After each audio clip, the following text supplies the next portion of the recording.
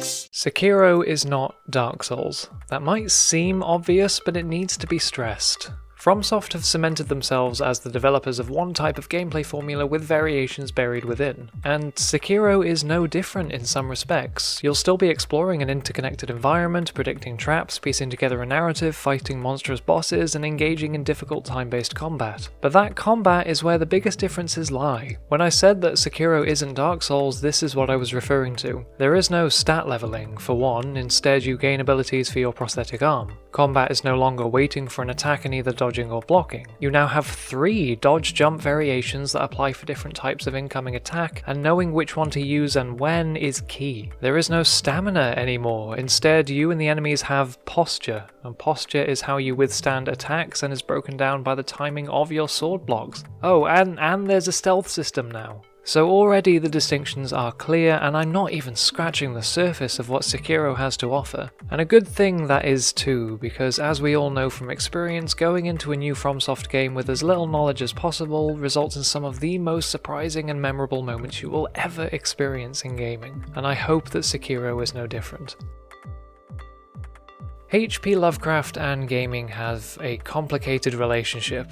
There is a love for the themes, for the creature designs, the hierarchy of gods, the languages, the aesthetics, but when it comes to direct Lovecraft adaptations, things start to get a bit messy. Directly translating Lovecraft's work into a set of mechanics never seems to be without fault, and we saw this with the release of Call of Cthulhu last October, which brings me to The Sinking City. Though not a direct adaptation of any of Lovecraft's works, to say it's inspired by is well, it's a bit of an understatement.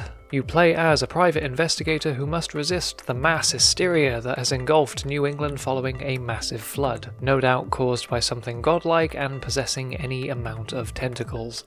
At any rate, The Sinking City features an open investigation system that alters quests and their outcomes depending on how observant the player is. It's an intriguing system, certainly. Despite drawing more similarities to the Call of Cthulhu, The Sinking City does also feature third-person combat, which I'm personally praying is nicely balanced with the detective work. Honestly, I have deliberately not looked too far into The Sinking City because part of the draw of horror games is their unpredictability, and I don't want to spoil any horrific moments that lie in wait.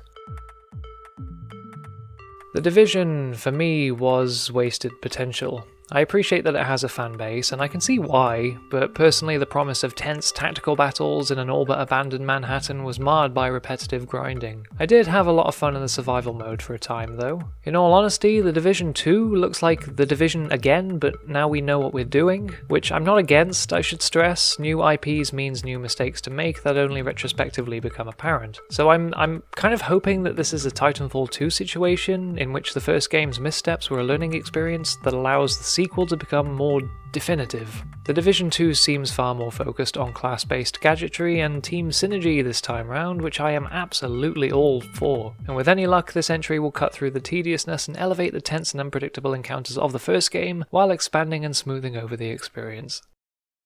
CeX.